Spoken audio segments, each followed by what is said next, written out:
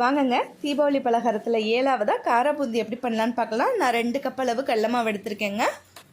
நீங்கள் உங்களுக்கு எவ்வளோ தேவையோ அவ்வளோ எடுத்துக்கலாம். கொஞ்சம் கொஞ்சமாக தண்ணி ஊற்றி நல்லா பிசைஞ்சிக்கலாம். நான் இதில் எந்த கலர் பொடியும் சேர்க்கலை, உப்பெல்லாம் சேர்க்கலைங்க. இந்த மாவை நல்லா கட்டி இல்லாமல் கரைச்சி தோசை மாவை விட கொஞ்சம் தண்ணியாக இருக்க மாதிரி கரைச்சிக்கணுங்க. அடுப்பில் பாத்திரம் வச்சு எண்ணெய் சேர்த்துக்கலாம். எண்ணெய் நல்லா காஞ்சி வரணும். நம்ம இந்த மாதிரி போடும்போது அதுவாகவே எலும்பி வர அளவுக்கு காஞ்சிருக்கணுங்க. நீங்கள் இந்த மாதிரி பூந்தி கரண்டி அப்படி இல்லைன்னா அரிகரண்டியில் பண்ணலாம். நீங்கள் மாவு ஊற்றும் போது கரண்டியை கொஞ்சம் தூக்கலாக வச்சு ஊற்றுங்க. அப்போ தான் கீழே முத்துக்கள் அழகாக விழுகும். ரொம்ப அடுப்பு பக்கத்தில் வச்சு ஊற்றுனீங்கன்னா ஒன்றோட ஒன்று சேர்ந்துடும்.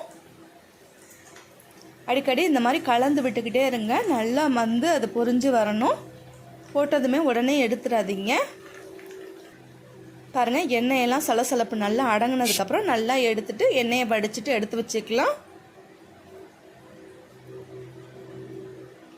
என்னோடய சேனல் உங்களுக்கு பிடிச்சிருந்துச்சின்னா லைக் பண்ணுங்கள், ஷேர் பண்ணுங்கள், மறக்காமல் சப்ஸ்கிரைப் பண்ணி வச்சுக்கோங்க.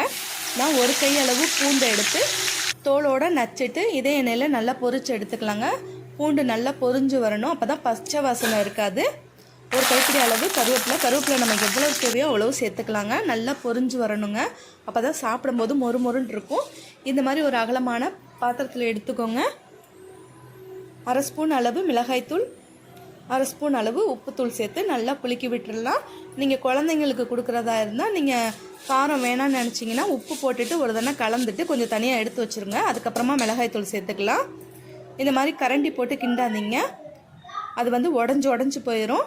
நீங்கள் குலுக்கி விட்டு தான் அது எல்லாத்தையுமே சேர்க்கணும். பாருங்கள், சூப்பரான மொறு நல்ல காரா பூந்தி ரெடி ஆயிடுச்சு. ரொம்ப டேஸ்ட்டாக இருக்குங்க. செஞ்சு பார்த்துட்டு கமெண்டில் சொல்லுங்கள். என்னோடய சேனல் உங்களுக்கு பிடிச்சிருந்துச்சுன்னா லைக் பண்ணுங்கள், ஷேர் பண்ணுங்கள், மறக்காமல் சப்ஸ்கிரைப் பண்ணி வச்சுக்கோங்க. தேங்க்யூ.